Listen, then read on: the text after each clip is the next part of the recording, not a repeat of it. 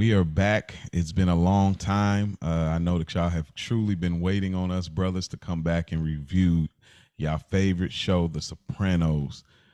Welcome to Good Earners Reviewing The Sopranos, where we like to talk about family, finessing, finances, and feelings in the world of Tony Soprano, bringing you a new perspective, a fly perspective, and a black perspective. I got one of my capos today with me, my brother, Big Rich Town. How you feeling, fella? Doing well, man. Feels good to be back. What's going on, Mo? How you feeling, man? It's feeling good, man. And shouts out to our other capo, Spike Lou. He's out there, he's bringing in those envelopes. So, Yeah, man. hey, he's truly a good earner. No doubt, no doubt, man. We'll be back next week with Yeah, Spike to discuss the documentary, right? that's right. Yeah. So the layout quickly is today we're doing the back of the Bing, and I'll explain that a little bit more. And then next week we're doing the back of the Bing, and then the following week we'll be getting into season 6. So yeah, we're gonna do the documentary next. So the next release on Monday, y'all get that documentary review because it's super necessary, and we definitely want to get in on it in real time. And this is some of y'all favorite podcasts, and I'm sure y'all want to hear our perspective on everything. The trailer looks fire. By the time y'all hear this, the doc will be out already, so don't worry about it. Y'all will get to hear our perspective on it. So we definitely doing that, and then season 6A and B or whatnot, we'll do that the following. But today, as y'all can see in the title, the lowest form of conversation. Today, we're having a little bit of a look back and a little bit of a look forward as far as what are we looking forward to in regards to the doc, what we're looking forward to as far as season 6. Or also, I want to kind of look back a little bit in not just good earner lore, but like the Sopranos, because the season that we're about to get into, David Chase says that he doesn't feel like it changed or it feel like it got dark. I think every fan would agree and say, yeah, it did. Even the tint of how it's shot looks darker. It's a darker navy, bluish, black, gray. Come on. Yeah. So I want to kind of look back at some lighter moments and just moments we've truly enjoyed over the series. So I'll start here, Rich, and then you can chime in whatever you want to speak to as well. So we talked about I think our last back of the Bing, we talked about what we looked forward to in season 5. I don't remember exactly some of the things, fully all of the things that we look forward to. But what did you think? You've seen the series many times. Spike Lou's seen the series many times. I have, not as many as you guys, but enough. Was there anything that was different this time watching it? Like just you remembered it differently, it didn't hit the same, or it actually was better this time? Is there anything just looking at, I got the episodes pulled up here that kind of helps kind of navigate the timeline of it all? Truthfully, the dream scene, the dream episode. So I want to separate reviewing the episodes versus watching the episodes because Okay. that's two different things. You've heard us, well, at least Spike and myself, you've heard us um, talk about we'd rather not have the dreams episodes or maybe cut down a little bit. But one thing I will say, I did appreciate the dream sequences a lot more Hmm. doing this podcast and reviewing them from a sense. They're not the most fun to talk about, but just as far as the episodes go, you get the understanding and you get the appreciation for what they were doing in real time and just taking those chances and taking those risks on storytelling. And I appreciate it when you know like this isn't gonna be a hit with everyone, but maybe in a few years people will appreciate it. And I've reached a point where I do appreciate the dream scenes, especially um, the test dream, which we just did in Mm-hmm. season 5, and the two dreams episodes that we get at the beginning of the season 6. Okay. Like I like those episodes, and I didn't Wow. like. I used to loathe them. I used to. There was a watch where I was really tempted to skip those two episodes and jump to episode 4. Started. I think it was 6-1, and then the two dream episodes I think are 2 and 3, and then I was Mm-hmm. just going to jump to episode 4. But in true Soprano fashion, I didn't. I couldn't do that. So, Right. um, but as I've done more research and the more times I watch it, I really do appreciate those. That's one thing for sure. That's changed That within is time. amazing. I guess I never got that sentiment because I think you came in season 2, right? Yeah, season 2. So okay, so when you came season 2, you were there for the dream sequence going into Big P, the Funhouse episode. Yeah. I don't remember, what was your sentiments then the same then? Do you remember at all or? Funhouse was one of the ones I appreciated because it was in and out, and I think the way they did it wasn't as heavy-handed as Yeah. some of these other dream sequences. Like the test dream is tough, Yeah. but I kind of still understand what they were trying to do, and I can appreciate it some. Not necessarily like it or enjoy it. I wish that story would have been told differently, but Yeah. I appreciate what they were trying to do. Um, but specifically these next two that we're going to get into, those are that's good television, I will say, and it's a different. Yeah. Even James Gandolfini, like James Gandolfini, the way he switched up his accent, Yeah. Yeah. Like, because cause he was playing, Kevin Finnerty and all Kevin that. It was Federty. yeah, man. I just like what they were doing, and it might be. I can if somebody told me like, all right, that's a little bit cheap, Mm. the duality thing, Hmm. I wouldn't be upset at. I can understand it. Okay. It might be a little bit beneath Sopranos, Yeah. but the You way think they so? did it was cool. I think Maybe, yeah. He said maybe. I think so too. maybe. I would say that too. Yeah. The dream sequence, like for me, I never had a problem with the season 6 because it didn't like the dream sequence, the test dream. I didn't like it because yes, we spent the whole time in it, and all it was saying is, "Hey, you got to kill your cousin." We spent the whole episode Yeah, just saying, "Hey, you know what you got to do, right? Yeah, you know what you got to do." We're annoyed by it, especially as black people. You know, we don't like to hear them. Somebody keep saying the same thing over and over. It's like that's just. I yeah, mean, bro. that's I probably got just. it. Like, Yeah, it's probably anybody, not just black people. Let me not exclude everybody. Just hearing the same thing over and over, like, okay, I got it, bro. So it was like kind of that annoyance of it. It's like y'all kind of it felt like filler to just get us to the point we all knew Tony was going to have to do. So you know, even in real time for the first time watching, I felt that way. The test dream, I mean the fun house, not as bad. It was about half the episode. yeah, And only they half. kind of floated in and out of it too. You know, was he had stomach sickness? Was this the dream? What did the dream? You know, so the dream sequences, I would say, is still necessary because to me, this just set. I remember watching this. That's why I knew the moment I finished the series, I said, "Oh, this got to be." I had to start looking at lists immediately, like, "Oh, this got to be up there," because this show is, it's doing stuff that shouldn't be doing based on the premise of it. And when Yeah, they're doing stuff like dream sequences, or you know, the way they're doing like kind of the murders on here, like how they're doing complicated emotions, I knew. I said, "Oh, this is not just some. This is way more than a mob show." So yeah. yeah, I Let would me say, ask you. yeah, go ahead. I was just gonna ask you the question. Mhm. No, the same question back to you. As far as is Oh, there oh, anything oh, that you appreciated more this time? from season 5. Just in general, like just from Oh, in general, yeah, during that, this that rewatch, is there anything that you looked at differently? Same question you posed to me. okay. I like. Okay, I guess a loaded question. Like a lot of things that I appreciate a lot more doing it this way.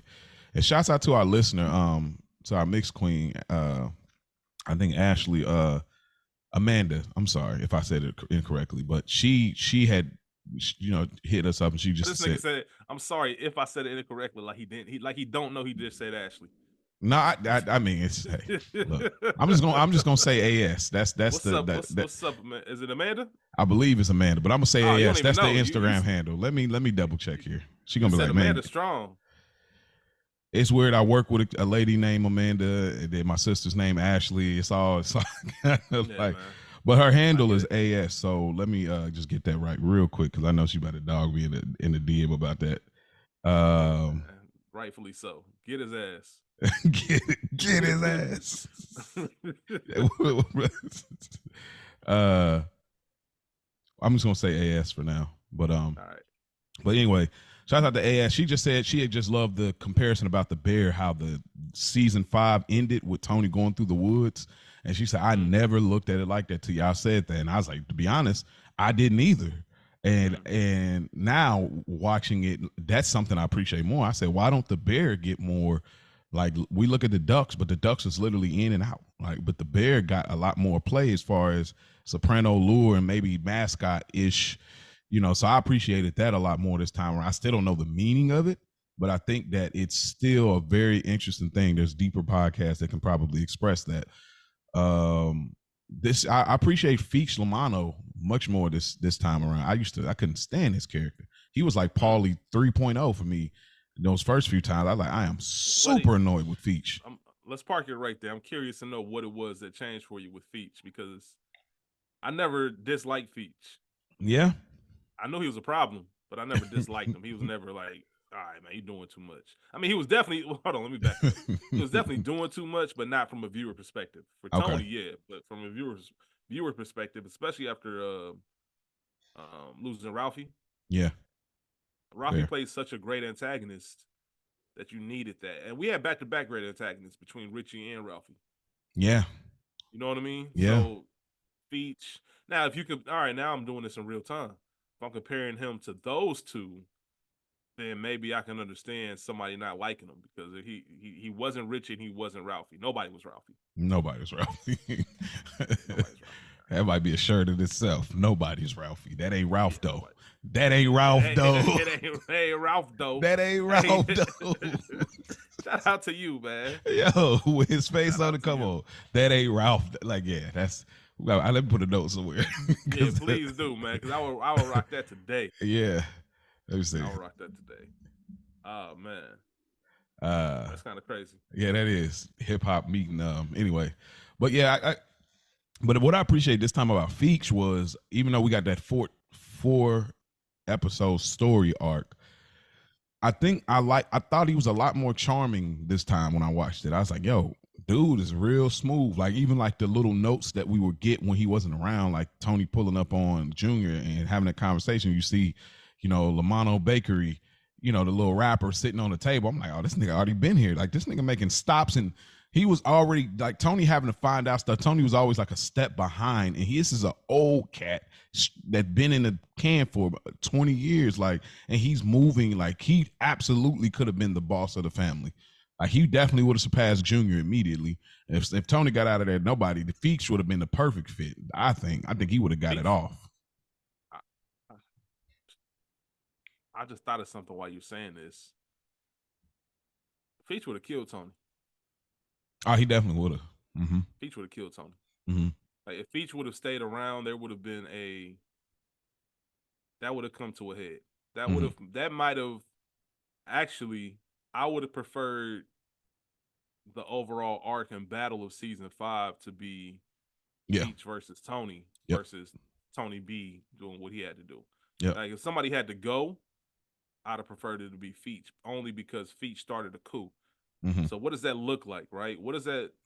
I'm thinking about this in real time. If you have Feach come in, because we never saw outside of Junior and Tony at the very beginning of the series, we never really saw that internal battle, like the war, like the same war that New York is in the middle of. Yeah.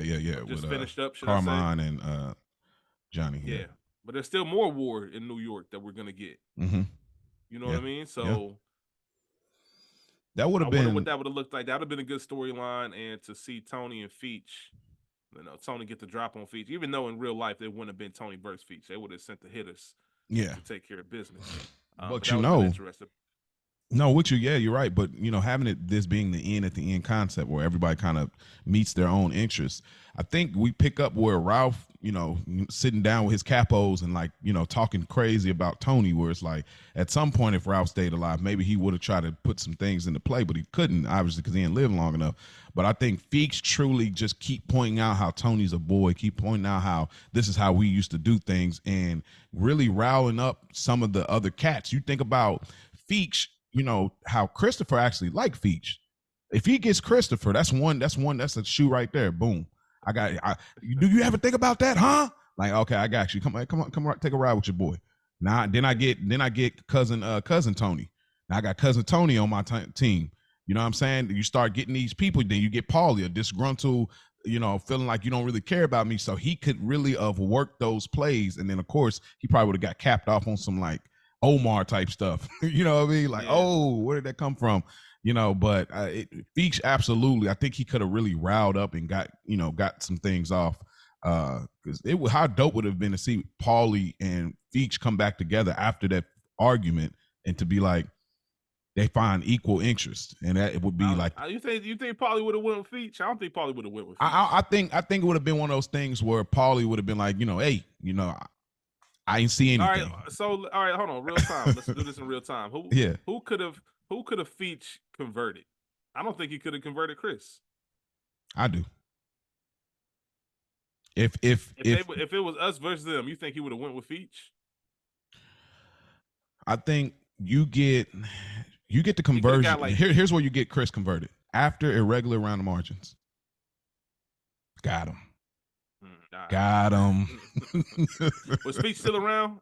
No, Before I'm just irregular? saying when we're playing out, Okay, if Feach stayed yeah, for if the he was still around, yeah, yeah, nah, you get all right, all right, all right. because Okay, Feach no, you're left right. right the episode right before. Think You're about that. right. Yeah, he would have got Chris. Oh, I got this nigga. Irregular around the margins, yeah, because he would Mm-hmm. have said something like, "Man, back in my day, Uh-huh. you'd have never seen the boss with a fiance." Yeah, Let man, alone bat an eye, like talking that yeah, I real could old see it. school, I So could see it. he would have got him. Like I said, I think Tony Blundetto, just because how Tony Blundetto ends up getting at some point. It might have been later, but like he would have got Tony Blundetto. I mean, I plus, don't think he would have got Tony B, you don't man. think so? I really don't. I really They don't. was riding around, you know what I'm saying? He was like, hey, man, roll with me. You get Yeah, more but of this not over lifestyle. just off GP though. He wasn't gonna do that to Tony. Like Well, he wouldn't Tony like B it. wasn't gonna do that to Tony S. No, but I not like he would have been a co-signer like to whack him, but I think he would have been on some like, when you got two friends that are against each other and you start to hear the other side and one friend thinks you all the way on their side and you kind of in the middle with it. They're like, nigga, what? Wait, you taking his side now? It's like, no, I'm not taking his side. I'm just saying he got a point too. I think Tony B would have been somewhere in that.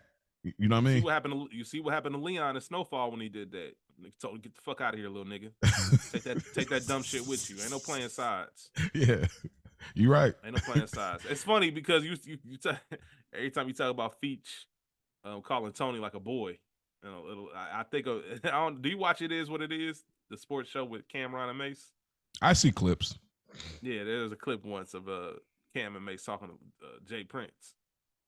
Oh, that I definitely heard about that. Yeah, Mace, we not your little niggas. Like I don't know who you talk. We not your little. I feel like that's what Tony in his head. I'm not your little nigga, bro. Yeah, I'm not your Tony baby boy. Okay. But yeah, just season 5, I did enjoy it. I still feel the same about Tony Blundetto. I mean, obviously, I know that I can go back and run that season. That was a through line for me. Another thing that I did appreciate a little bit more though was the Carmella and Tony separation. It felt, I think, because we reviewed it, it felt like we got to sit in it a little longer. There's still some things that we didn't like as far as how they got back together. That they didn't give us that one missing piece, but it felt good. It felt good to see Carmella get out there, try to see what's up, try to get her some D and see what happens there, whatever happened there. It felt good to see them really, Tony, just, coming home anytime he won't, banging strippers. It's a mindset. AJ doing the custody thing. I loved how we got to live in that a little. It felt like we got to live in that because the way season 4 ends is a super high on not Pine Barrens, but Whitecaps. It was just such a super high on like, I'm done, I'm over, and and we live in it and we feel the sentiment of it all and the complexity. So just getting that full season worth of going through a separation and getting back together, I really enjoyed it a lot more this time. Yeah, absolutely. It made a difference when you have all the things that you mentioned and you get to see the ins and outs. It's like I appreciate when writers' rooms and creators of shows just draw up scenarios and say, what does this look like? What does it look like if Tony and Carmella are separated? And beyond that, what does it look like when a mob boss gets separated? Mm-hmm. Like that's something that we would never see on just regular TV. Mm-hmm. Yeah. Like, so that's a concept. It's not just a regular separation. There's a lot more things. Even when you think about, for example, Carmella talking to lawyers or trying to get money to fund her lifestyle, knowing that a lot of this is illegal and I'm never going to have access to it. So how do I go about and wiggle around that? That's not something a normal housewife will have to worry about. Mm-hmm. You marry CEO of whatever, Jeff Bezos, he got divorced. And his wife's one of the richest, ex-wife is one of the richest women in the world. Mm-hmm. Like, it's pretty cut and dry. There is no, I need to find these extra assets. Like, nah, you worth billions. I'm going to get half of this. Shouts out to Chaz. Carmella. Shout out to Chaz, man. Chaz ain't good. Yeah. But on the other end, Carmella's got to write, I'm gonna be left with these bogus tax returns. Mm-hmm.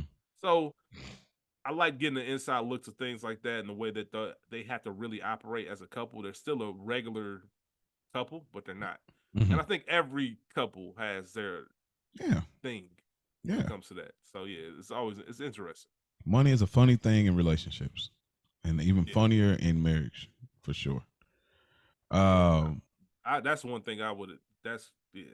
I've always wondered how that would be handled yeah. in the sense If I of think if you come into it where you got an understanding, like, hey, this is ours.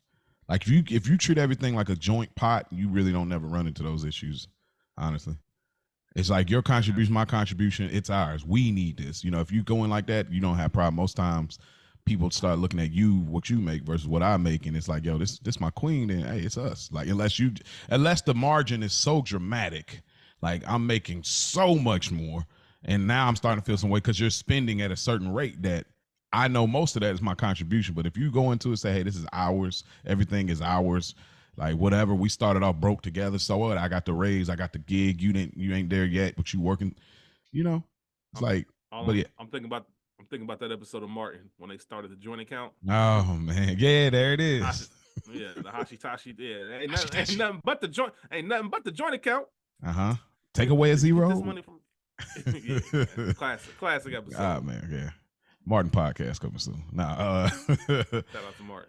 um, looking back over the 5 seasons, so much. I know we just talked a little bit about 5 because we just did it, but looking back over the 5 seasons, we know some things that are going to change in regards to Dr. Melfi. I'm not going to step on anything for those that are new viewers of the show and have chose our podcast. Shouts out to you. But how do you feel about the Melfi character up until this point? Didn't get a ton of her season 5, but she was still a essential piece. What do you feel about her character as of this point? Or do you, or a better way to reword it? Do you think season 6 affects the overview of how we look at Dr. Melfi? For me, no, because I'm in the camp of Dr. Melfi should have been stopped treating Tony. Like, she should have been stopped treating Tony. Like honestly, like Mm-hmm. that's what the therapy sessions are still some of the best parts of the show, Mm-hmm. even leading up to the finale. Mm-hmm. But in real life, if I'm Dr. Melfi's friend, husband, whoever, Elliot, hey man, what you like? Come on, man, what are we doing? Yeah. Like some of these crimes that we're watching on the news, you're helping, you're enabling him. Mm-hmm. Like we know, well, we don't know, but possibility he could be behind some of this stuff. Mm-hmm. She Melfi had to can leave really, her office in season 1. Her life was on. Her life was being threatened. Like she had to practice out of a motel. Like that was enough. That's it. yeah, and that's what I was just about to say. That would have been enough. And not only that, the times where Tony was very, he was very intimidating. Oh man. Times he would get up, be in her face. All those moments with Dr. Melfi, man, I just don't see her continuing on. I know the show does a good job of kind of painting Melfi and giving us some information about Melfi as to why she is Mm-hmm. helping him and how important that is in her profession and not give up on a client. Mm-hmm. I don't like the final. I don't. Not to jump too far ahead. I don't like the final Melfi scene. Oh yeah, nobody does. Like, I just don't. It's cheap for all that we. That was super cheap. Because and it kind of goes. Never mind. I don't want to. I don't want. I know because when we get Because there, if I I know. say it, it's gonna start spoiling, and I don't. For those who didn't watch, I don't want to do that. But everybody who's seen the show, you know what I mean. You know, and yeah. it ties in perfectly to what I just said. Like if you're gonna do that, then. Mm-hmm. But you got to Yeah. keep Melfi. That's the issue. You can't have the show without Melfi. But you need those scenes. You really do need her. You do. That again, I forgot to mention. I'm glad you brought that up. The dream sequence sets the show apart, and the therapy sessions sets the show apart.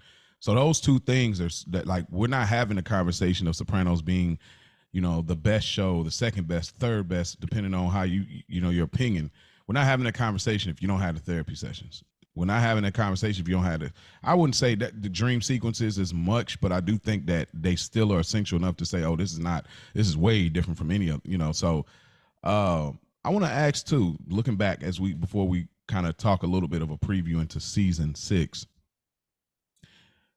is there any characters that, and I don't want to say that rewrite it because we know that it's essentially Sopranos is for the most part a pretty perfect show.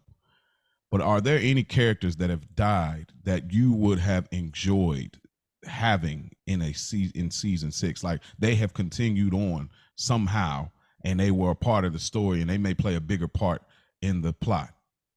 Yeah, absolutely. Pussy. Yes. Pussy. Yes. 100%. Yes. Easy. Yes. Easy. Like that's Yeah. the P is one of those characters. He's legendary. Mm-hmm. And when you think about how much time you don't get with him, Man. it's like, damn. Like there's a very small spoiler. There's a very small spoiler. There's an episode in one of these dream sequences where we see like a flash, but not a flashback, but Big P shows up, and it might not be one of these early ones. It's an episode though where Big P shows up, and it's just one of those moments where you're like, "Damn, man, I miss P." For sure. Like everything that happened with P needed to happen, but if you have a different story and P's not a rat, having him around would be incredible. Yeah. Yeah, there was a dream sequence, I believe, season 4 that still seen P in his dream. He was in when he was in the Bing and he went around. He was in the. I remember I kept talking about it. I was that like, one, yeah, the mouse trap. He was like in. The scene I'm talking about is P's in the kitchen cooking. I can't remember which episode. It's in season 6. I can't remember. I think you're right. Yeah, because we ain't seen that one yet. Yeah, we haven't seen it. Yeah, and he's definitely in the kitchen. He's at the stove. It's like he grilling or something on in the skillet. But I can't remember which episode it was. Here's the thing, though. If P's still around, I don't think you get this full development of Bobby. You don't. Bobby's like the turtle of Sopranos. He is. Like when you talk about storylines, he is, and where they started to where they end. Like, all right, man. Like Bobby became one of those characters. And I don't know if you still get that to the full effect. Because if Bobby's still around, there's no way if P's still around, Bobby doesn't climb up those ranks. I keep thinking about towards the ends of the series, and New York is trying to figure out the ranks. Like, who's number he's number 3 over there? But could you swap P out there? With who? Like just that how it all play out right there. You could. That's my whole point, though. You don't think it'd be as effective if you put P in if P in that position? Yeah, like we know how it plays, but if Bobby's not there and P's number 3, right? Yeah. And we get the whole how season 6 play out. Is it still effective? How New York goes about everything? Like if we get that, get that version of it. I think Jersey is a much more formidable foe. Okay. To some degree. Some degree. I don't think you can. That would have never happened. I don't think. Yeah. I don't think that'll ever happen if it was P. Okay. I'm just gonna say that. Okay. I'm gonna say that would have never happened if it was P. Okay. And you either know what I'm talking about or you don't. Got you. Okay. Fair enough. We'll talk about it when we get to that episode. We'll talk about that a little bit more because that's one of those. That's one of those moments. Like I've talked about in The Wire when Snoop in season 3. Man, what the fuck y'all doing out here? Don't you know we're in the middle of a fucking war? Get in the fucking truck, man. Like you got to be on high alert at certain times. But we'll talk about it later. We got 20-something episodes to go before we get there. Man, I would say this is kind of a remix of it, but like the old Junior.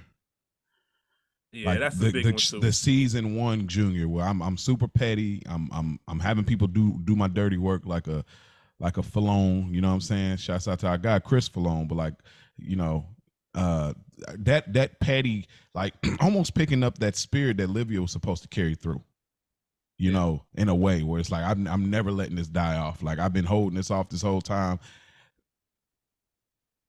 It's almost in my head there would be an alternate play of season 6. You know what I mean? If Junior all of a sudden, if he doesn't, have such a decline that we've already been nuggets that have been given to us, I almost would think that would be dope to be like, yo, I've been holding this off this whole time. And it's almost on some, it was you, Fredo. Like, on some, damn, this nigga held this joint the whole time. Like, I am the boss of this family, nigga. Huh? Yeah, Like, that yeah. would have been crazy. So I wish the season one Junior, I would love to have seen him. And I agree 100%. yeah. 100%. I also say Mikey, man. I've said this when we did our. Oh, I Mikey, think yeah. I talked about Mikey a little bit when we did our draft. Yeah. I think that was me and Spike that did the back of the Bing episode where we drafted our own Go check that out. crew. But Mikey is someone that I would have loved to see as a character development. Like, what happens if Mikey's still around and then he gets infiltrated in the Soprano crew? Like, where does he rank? Like, where does that go? Could I see Ralphie and Mikey being like thick as thieves? Yeah. And them causing not just Ralphie causing chaos, but Mikey as well. Ooh, I could definitely see that. That's tight. Mikey, yeah, I could see a lot of tight. possibilities if Mikey was still there. Yeah. And he had to go, it's whatever. But I feel like one of those things with Sopranos in regard to getting robbed was we only got one season of Mikey Palmisi. Yeah. Yeah. Oh, at least two seasons. Potential. At least 2 seasons. He had potential. I would say, or yeah, go ahead. Like you said, 2 seasons, because if he stays alive, we know how Richie felt about Uncle Junior. Mikey's Uncle Junior's commands. Yeah. Now Richie and Mikey are running the 2-man. Yeah. You know what I mean? And that assassination attempt would have been a lot more, you know what I mean? Like a little bit more high stakes. Because Mikey enjoys killing a lot. We see how like he loves talking death. Like what do they call him? I say the minister of death, but I think that's Undertaker. But no, what do they call him? The Grim Reaper. Like how much he just enjoyed throwing a nigga off the bridge, you know, and just eating ice cream. You know what I mean? He just this is part of the job. Yeah, man. I'm excited about this. Yeah, I like that. This is very movie. This is very cartoon like, but I'm gonna say it. Furio Gigante. That nigga coming back in season 6 and bringing his cousin, the beautiful woman that comes in Commendatory. Like she comes to the States and Furio comes and on some action-packed stuff. Tony is in a jam. And so, of course, this is movie magic. We get it. It's typical. This wouldn't be Soprano fashion, but Tony's about to get caught up. And right before that happens, Furio comes and you see, pow, you know, the splatter hits Tony's face and Furio comes and Tony got to let it all go. Like they're looking at each other with guns pointed and then you got to let that shit go. You know, I know that wouldn't happen. I get it. It's movie magic. But in some, like, it could be a little bit more drawn out where we get this Furio has been watching the whole time. Like, well, we don't know it's him, but we know he's been watching. And, like, they give us this idea he's been watching. So, I don't know. I think Furio coming back, even if it ain't Tony or if it's, like, on something else, just bringing him back for some, like, dope and then bringing his cousin, too, I think that just would be fire to me. That would have been dope. However, like you acknowledged it. If they did it, it goes from best show or second best show of all time to 7th or 8th best show of all time. If they do stuff like that, it would have been dope. It would have been dope. However, it wouldn't have worked. Maybe some capacity differently where I don't know what the capacity, but somehow, or maybe he comes back and he gets killed. No, like what you do is because Sopranos has these random one-off episodes. Tony has a meeting with someone to set something up, and almost like the Commendatory. Yeah, Commendatory. Yeah, it's almost like Commendatory where you just have this random. So the way you would have to play that is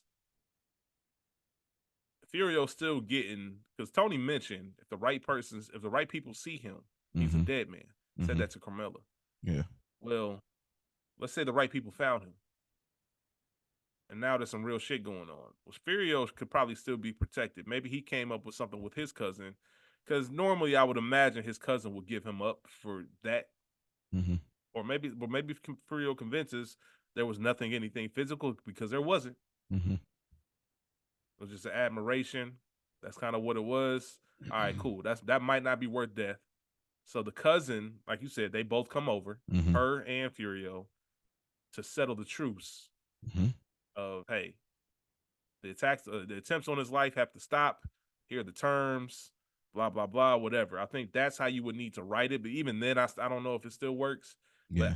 But I guess in that sense, seeing what it would take for Tony to call the dogs off from a man that was trying to Mm-hmm. smash your wife. Yeah. I don't know what that scenario looks like, and I don't know how it can be negotiated. Mm-hmm. And I can see the scene right now. Tony in the meeting, like you got some balls, you got Yeah. coming back here. Like I could see it. Yeah. Um, It would. and Yeah. or my fault, my brain's Yeah. working. Yeah. Go ahead. Or I want to see the random run in with Carmella and Furio. Yeah, that's where I was going. That's the next place I was gonna go with it. That's where I want to see the random run in because you know Carmella, especially because you imagine if Furio came back in season 5 during the Mm-hmm. split, Mm-hmm. and then there's word that Furio's back in town. Now Tony got to kill Furio Yeah. after Furio already gets his. Mm-hmm. You know I'd what would have rather see been that dope? than him killing Tony B.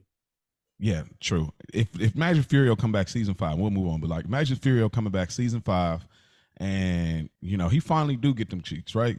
They're in the separation, so it fits the window.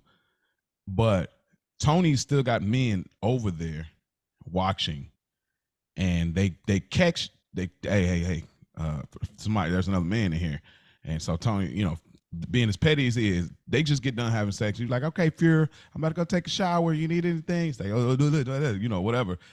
Somebody catch this nigga slipping and chokes him up in it like a towel or something, and like choke him out, and then they take him out, take his clothes out, and she never knows that Furio got choked out after they did what they did. And for everything that I don't know what happened to Furio, he you know blah blah blah. Blah. She talked to Rosalie about it, and it's like quietly they just got that nigga out of there because he was too stupid to come back from Italy when you were out of there.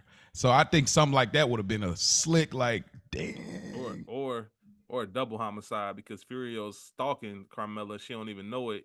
He pull up at Wegler's, watch her go in, see Wegler open the door, then he gets salty, he go in. Then Tony's people following Furio.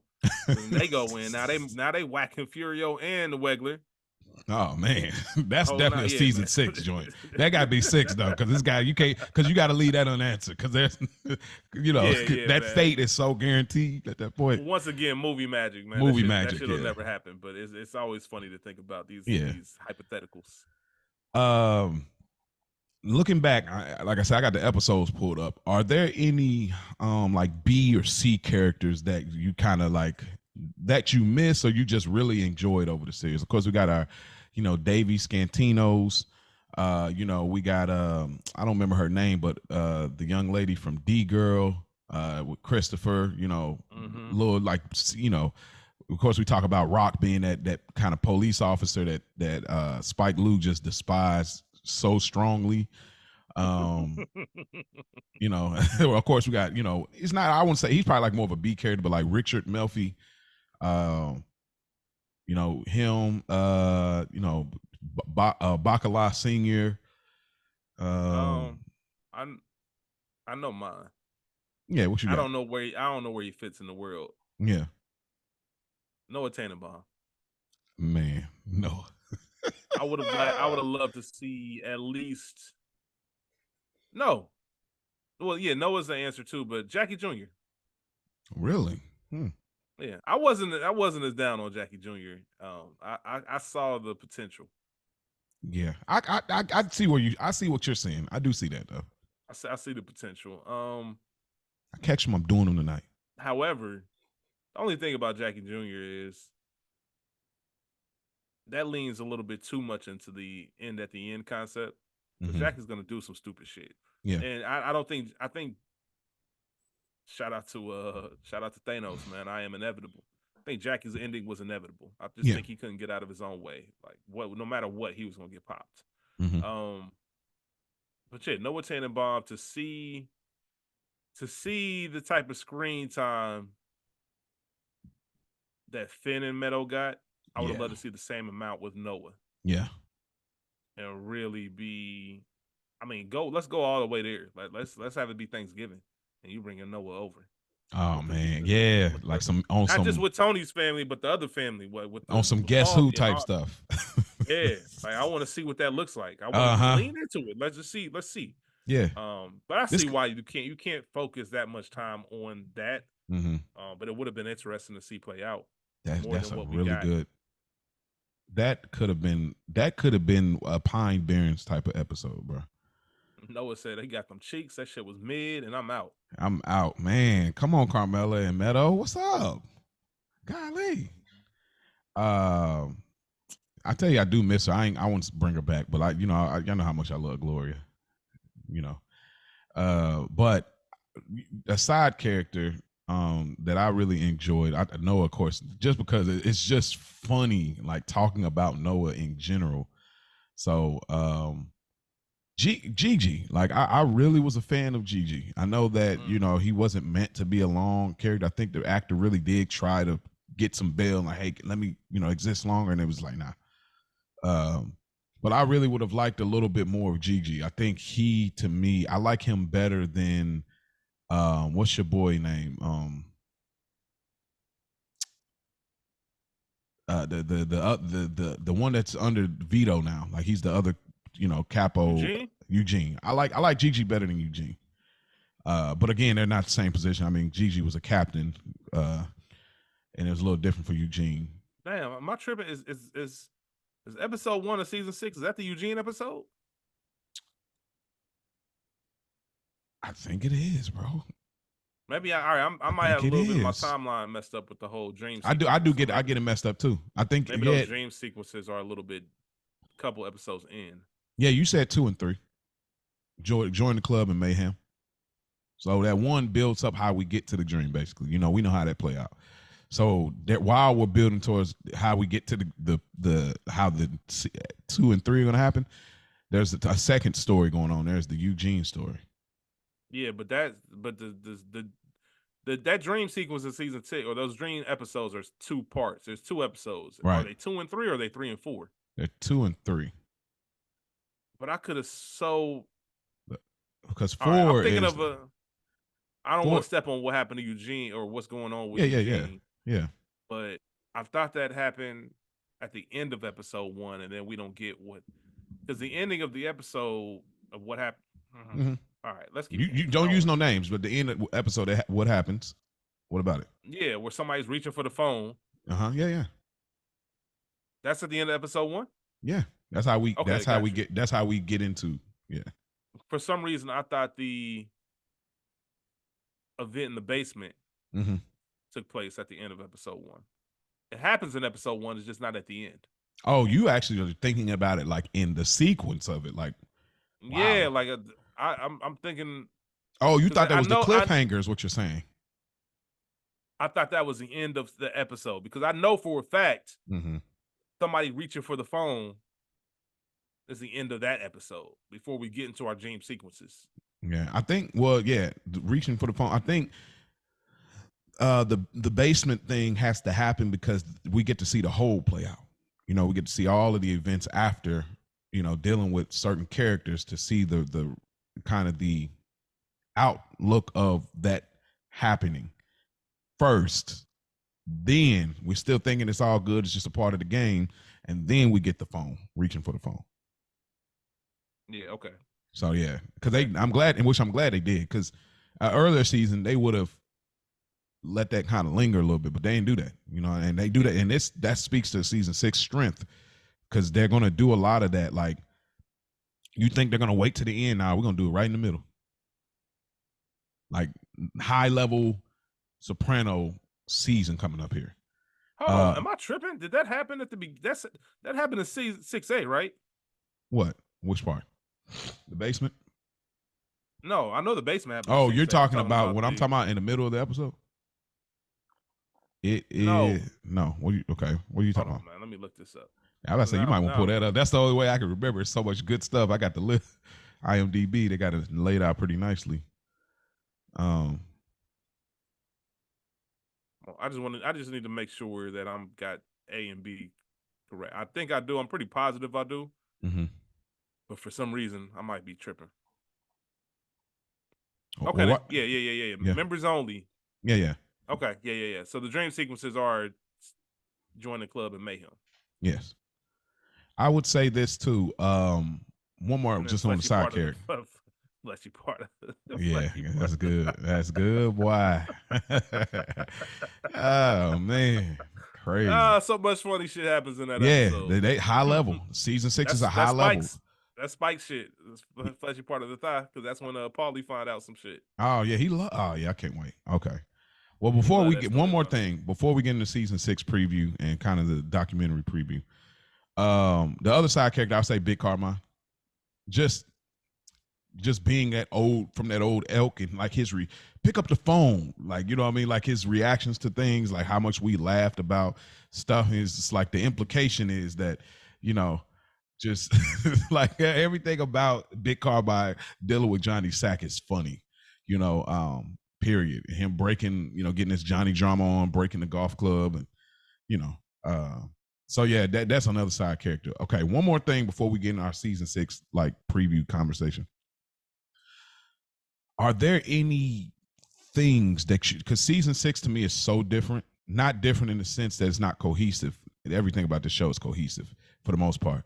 But is there anything about the previous 5 seasons from an energy, spirit sense, fun sense, happy sense, storyline type sense, anything that you're gonna miss because we're about to get into the true end at the end thing? Is there anything that you miss and harken back to? Because I definitely got things that I harken back to that mean a lot to me. We only get one episode when we get into our preview that I say feels like old Sopranos. So The only thing I'll say in general is kind of what you just tied it up to, the end of the end. Like knowing there's something about watching season 6 where you know this is the last batch of episodes. mm-hmm. And it makes it a little bit more sentimental. Mm-hmm. I think that's the biggest thing. You know you have more time with these characters when you look at everything else. And I've said it multiple times how I view the Sopranos as far as how they're broken up. Seasons one and two are their own thing. Mm-hmm. Seasons 3 and 4, or 3 Mm-hmm. through 5 really, and then Yeah, season it's 6 A fair enough. and B. So just the mental gymnastics of getting over the fact that, man, these are the last. We've even started a little bit with Good Earners where we're like, man, we only got this 22 episodes left or whatever it Yeah, is. Like, yeah, just that it's hard to get over that versus just watching it and just yeah. enjoying it. You Mm-hmm. enjoy it when you in it, but each episode you knock down, it's like, damn, we getting closer to the end of this. Man, So wow. that's the biggest thing I would say. Okay. It's a fantastic season, incredible season. Mm-hmm. Um, However, it's like, damn, there's no more new Sopranos after this. Like, there's Yeah. no more. Like just remembering us, and we'll talk more about this when we finish the series. But like just remembering season 3, you coming in and saying, "Okay, this is my first full start on Good Earners. We're rocking," and like just remember, like, "Oh man, we got so far to go." You know what I mean? Like just remembering that thought, like, "Oh, we got so far to go." So many great, and we talked about Phil. So now we're at the Phil era. But we talked about Phil so far back. I can't wait till Phil comes. Like I can't wait till Phil gets here. And now we're there, bro. And now we're counting down the days or episodes rather with Phil. So, but the thing that I miss mostly is like I always talk about. I love the family oriented stuff. That's why like I'll throw a season 1 on, no problem. Like even though it's not, the accent ain't established fully. Rest in peace to Jimmy James Gandolfini. Some things are still kind of being figured out, but I'll still watch it from that family aspect, the college episode. And then we talked about, I think it was season 3, I believe. Is it 3 or 4? Yes, 3. Which we one? talked about the to save us all from Satan's power. How much we love that episode because it was a Christmas episode, and how much that feeling of like just being with the guys there in the Bing, that Bobby needs to dress up as Santa Claus, just remembering these little regular life moments, these things like where it is serious, but our life is not necessarily on the line like it's going to be in season 6. I'm missing those stakes. Of course, Tony doing this thing, getting busy with, Gloria. I think that episode she was out of town or whatever, but like I just harken back to that episode specifically because I remember that feeling, that nostalgic feel. We kind of did it right before. It was probably a month out or so, maybe 3 weeks before, where we was getting into Christmas at the time. And I just remember like, oh man, this feels so good just being amongst our guys, the characters. And so I truly, I'm gonna miss those like mundaneness of Tony with Uncle June. Just checking in on him just pulling up on like all of the little stuff, the Melfi and Tony stuff, like the OG stuff. Um, yeah, I couldn't remember. I know we talked about it. I'm pretty sure I had to bring this up when we talked about it in real time. Would it have bothered you if you watched Sopranos in real time? Would it have bothered you that that episode aired during April or March, whenever it was? It was in the spring. it would have. A Christmas episode in the spring would have bothered you? Yeah, it would have. I got you. The only thing that would work is if they were doing reruns or something. Like if I don't know, I don't know how it works. You said that you said you'll watch that episode when like as Christmas gets near. Yeah. Yeah. Yeah, I will. I mean, but we're in the streaming era now, so it's like we got a little more control. Right. That's what. Yeah. Now you can control. I'm thinking like the same way people watch Christmas movies. Yeah, I'm trying to get into that. Like, I want to definitely get in there with, because I think even then you get that flashback with P. You know how much we love P. You know what I mean? So you get that flashback with P and Jackie Senior. You know, that whole thing and the fish that comes out. Jackie and Senior thing was dope. Yeah, that whole Shout thing. Out to Jackie Senior. That's what we should have said. Shouts out to Jackie. Oh, how did we love to see more? Oh, yeah. Michael Rispoli. Like, come on, like, God. Even if it's an episode or two where Jackie is the boss, and then he gets sick. Yeah, or not an episode or two, a season or two. Mm-hmm. Like, what if Tony really is a capo for a couple seasons and we see what that fully looks like, and maybe even see a little bit of that. I know we get it with Uncle Junior, but it always hits different when it's your best friend. So what if we get a little bit of that? I think season one they could have stretched it out more. I think that's what makes it so fire, because they didn't. But we love the character so much for such small time on the clock. Man, I would have loved to seen him that be the thing, and then of course Tony and Junior constantly doing the battle thing more, and then ends up going to Junior, and then we get the rest of it. I just like Jackie Senior. I would have liked to see Jackie Junior in the midst of the Jackie Senior. We don't get Junior until season 3, so that would be interesting. Still think one of the most brilliant things the show did is very minor, but when they did that flashback, Mm-hmm. they had Jackie Senior. They had the actor who played Jackie Jr., his younger brother, played younger Jackie, and they look so much alike. Yeah. And I know a lot of people were like, this CGI, nah. Like the fact that David Chase saw his brother and said, yo, y'all look just alike. Yeah. Let me use you for the flashback. I just think that I love when shows are creative, and great casting is one of my highlights. Like, I love a show that does. That's one of the reasons I love Friday Night Lights so much, because when you look at the casting, everything looks realistic. So I love a show with great casting, and that's just one of my things. But yeah, let's go ahead and talk about what we're looking forward to and get things settled in. So then, what do getting to it before we wrap here? Of course, season 6, the preview. What are you looking forward to as far as episodes, maybe specifically, and character storylines, and also aesthetic wise? What are some things you're looking forward to season 6? Mr. and Mrs. John Sacramone request. That's one of my favorite episodes of Sopranos. There's so much going on. Obviously we know how season 5 ended with John getting arrested, but we don't know the status as of right now until we get into the season. But that's just one of my favorite episodes, and obviously that's the Vito reveal at the end of that. When Vito, what the fuck? That all happens in episode 5, so a lot of stuff's going on. My nigga left the wedding with his family to go. Anyway, that another one low key is not. Trust me, it's not a great. It's not one of the greatest episodes. It's probably going to be a good earner when we review it. Luxury Lounge. Oh yeah, I like that. I like Luxury Lounge. I like that too. Like I said, it's not one of those episodes, but when you ask me about those moments that feel like old Sopranos, that felt like old Sopranos. Okay, I forgot about that. You're right. That felt like D-Girl and just those moments where Chris is trying to, and it was him and Carmine, so you get a different dynamic. Like Carmine's goofy, little Carmine's goofy, Chris is goofy. Like, what's this look like? I forgot about that. Yeah, and that is That's probably my favorite. Oh, This it's is got the probably Artie. that's the Artie and Benny feud. Yeah.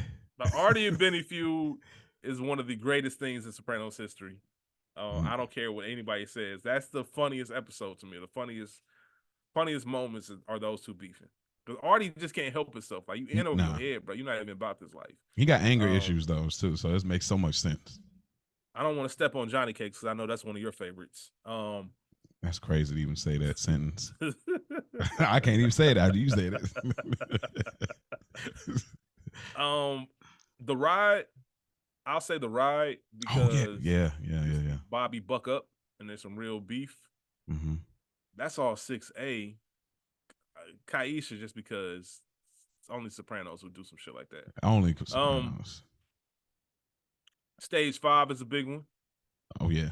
I Oh feel like yeah. I'm going through it, and then It's because really I know every some of the episode ones just about. I know some of the ones you're gonna say, so I'm not gonna do it. But the last one I'll say, and I think I've said this on record, Blue Comet is one of my favorite episodes. Period. It might be my favorite episode of Sopranos, Mm-hmm. but outside of that, I really want to see Walk Like a Man. I think a lot of people get caught up when you think of season 6. You think about Chris Yep. and like where the character of Christopher Moltisanti goes, Mm-hmm. but some people might forget that Paulie Chris beef, Yep. like that's happened over throughout the series, Mm-hmm. like what that man did to that man's lawn, Bro. like you know what I mean, like it's one of those things where you know what happens, but you forget it, and then you see it again, and you're like, oh shit, I forgot, and all because Paulie was on some trash. Like, bro, this is my girl. This is my wife's dad. Like, show some decency. Yeah. At least let me quarterback it. Like, Yeah. you pretty. It's yeah, man, it's one of those weird dynamics. But those are some of the. I know we're going to talk about the big things, but those Yeah. are the things that episodes I'm looking forward to the most. Looking Mm-hmm. forward to the way this series ends, the Phil era, like you talked about, Mm-hmm. the continuing New York power struggle, which we won't get there yet. I don't think Mm-hmm. we really start talking about that till Yeah. after we get past stage 5. Yeah. Um, and yeah, asbestos, Yeah. um, and Yeah. how that causes a major spark and rift Mm-hmm. in this whole thing. Yeah, man. I'd say members only. Um, I agree with you. Most of the ones you said, of course, mostly really all of season 6, but I'll say Johnny Cakes, of course. That's one of my favorite storylines of the series is the Vito storyline. The ride for me for the Christopher Tony Yeah, deleted scene. You know what I'm saying? absolutely. That to me, yeah, I got so much. This season is such a lamenting thing for me. But I'll speak to that more as we go through the season when we get actually review it. I guess Mo and Joe. That's probably like the other time back to Johnny Cakes. Soprano home movies. I mean, obviously, I know that would have been on there. You were just saving that there, but like, Yeah, I was saving that because I knew you were yeah, gonna say that. like of course, like all three of us, like we love that. Remember when? Yeah, that right there. I can't. Ah, man, I'm gonna save it for until we get there. I'm sure we're gonna have that discussion. What about remember when? Yeah. Oh, And you I know. exactly I know discussion exactly I'm what you're talking about. I know exactly where you're going. Yep, I can't wait. Kennedy and Heidi. That's why I didn't say it because I knew Yep. you were gonna say that too. Yeah, the middle of the episode thing. Yeah, same thing. Blue Comet second. Really, all of it. All of the different things I look forward to.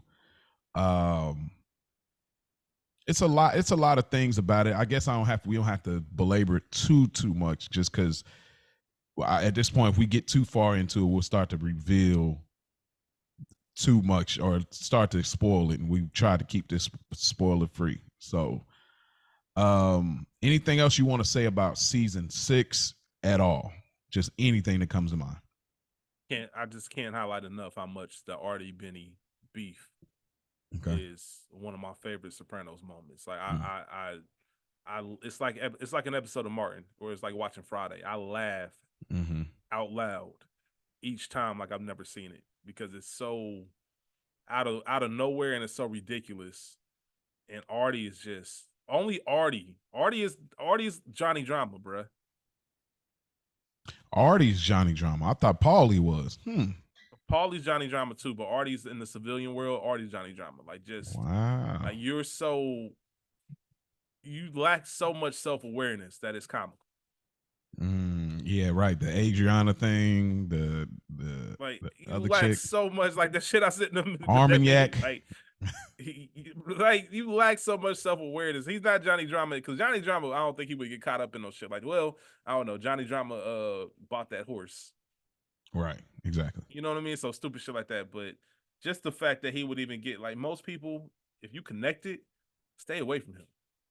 Like, don't start no shit. This nigga already pulled up at his door on some man shit. But you fucking with my business, bruh. Yeah, like, that's true. I can't take American Express no more because you out here running game. Like you fucking up my money. So I get it. So it's one of those. Yeah, he let Tony ride that first season, but I ain't doing it again. Yeah, I just had to shout that out, man. That's really one of my favorite moments. And like I said, the episode's not the strongest, but that whole beef is hilarious. A lot of fun stuff, man. A lot of fun stuff. My last thing, I'll just say Christopher, just the Christopher growth and seeing what it would look like when you change your mind about things and how your outlook grows. And probably douchebags. Probably like Christopher. I say Christopher, Eugene, and maybe Vito. Talk about in at the end and having a different idea of what things could be. Never being exposed to it. I'll speak more to it when we get there. But those three in particular, I would say Eugene, Christopher, Vito, getting an idea of something they never thought about before. Huge moment. And I ain't it, well, I ain't going to say, I'm going to leave it at that. Lastly, is there anything, just specifically anything at all in the doc? Because we know we're going to do the doc next week, another Back of the Bean, so y'all bear with us. Is there anything in the doc that you want answered, revealed, or just anything, just some particular things? Because we know it's going to be what it's going to be. So when the security guard was blowing Vito, no. Vito was blowing the security guard. Yes, hey, he was catching. I just had to say that. I just had. Good flip. What a way to ask David Chase a question, dude. I know, right? Right? So that's hilarious, dude. David Chase, that's good. No, actually. Oh man. So when it comes to documentaries with stuff like this, I just like the process. I love seeing, and I like the detailed versions of the process. I want to see everything. So, for example, I was talking about this recently with Spike. Dreamville, when they made Revenge of the Dreamers 3 compilation album, there was like a 36-minute documentary on YouTube just about the process. And I loved it because it was one of those old school processes where now all y'all coming to the studio. Every feature we come to, ain't no emails, coming to the studio, we about to cook up. And a lot of the songs that I enjoy, you get to see them come to life. That's what I want to see in this documentary. I want to see a lot of these classic scenes. I would love to see them on set when they were filming Whitecaps and when Tony and Carmella were filming their stuff. I would love to see a Chris and Adriana behind the scenes on some of those powerful moments, because I'm just a fan of acting and what it takes to go into that level and that mode, and how actors prepare for these big scenes and these big moments, and what that's like.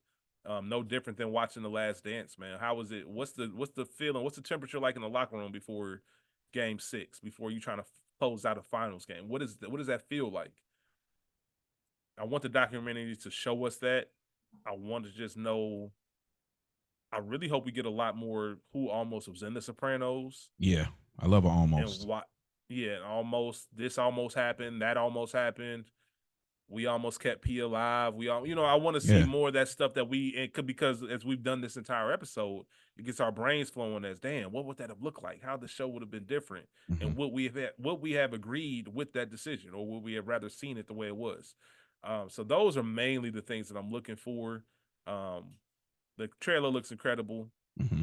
What we really need is I need a documentary on Many Saints of Newark, because I got a lot of questions Bro, and I really that's need them that's to the answer biggest them. thing I wanted to say. Yeah. Whatever happened there? Elaborate. Yeah, yeah, but that's pretty much all I had. What about you? I'll just say some of the same things. I love almost. What if? I would like to know some rewritten stuff was kind of in that almost bag. Like, oh, we had it originally going this way, we rewrote it, and so I Mm-hmm. would like to get some of those original how we wrote this part. Yeah. And I also how we wrote it versus how it was developed in the actual acting moment. I would like to get some of that. Just any internal things that we didn't get, like kind of like, oh, I thought about this the other day. I never gave you guys this. So any of those type of thoughts, those passing, fleeting, because I listen to podcasts where I get insider information all the time. So just those type of things I look forward Also, to. also, hopefully it's not on your list, because I don't want to step on it. If there's any way, because this might be like the season 1 type of footage, and before the Sopranos, I don't know how far we're getting in the footage Mm-hmm. with the documentary.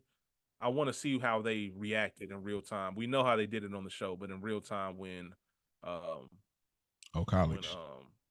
no, not college, Mm-hmm. Nancy Marchand, Oh, when she okay. passed, like Yeah. how in real time do you flip a series Mm-hmm. and rewrite a whole new storyline and do all this stuff?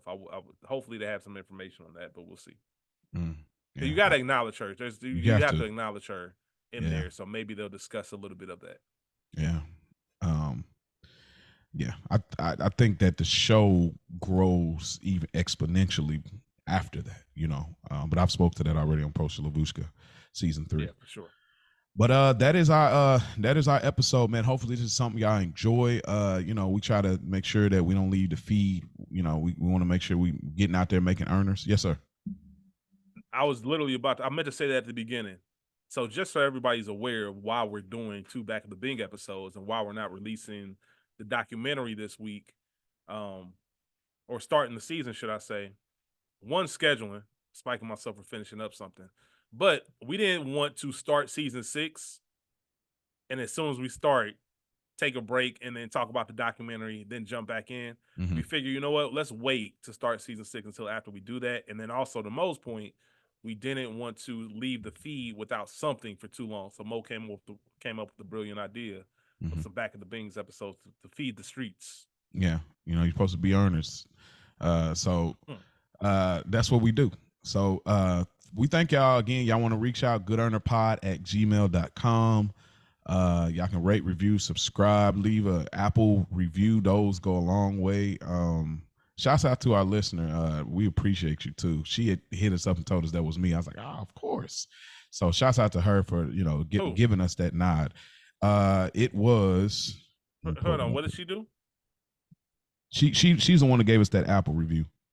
Oh, okay, bet. Monica, I believe. Bet.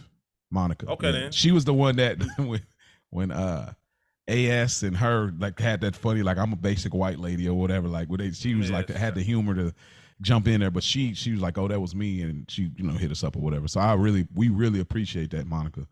Shout out to Monica. And I got, again, y'all, I know the email segment is one of the funny ones. We got plenty of emails, but I didn't want to do it without Spike. So we'll get into it. Yeah, we'll definitely get into it. But again, y'all can hit us up, goodearnerpod@gmail.com. Follow us on Instagram, goodearnerpod_Sopranos. We thank y'all for tuning in, and remember, don't forget about it.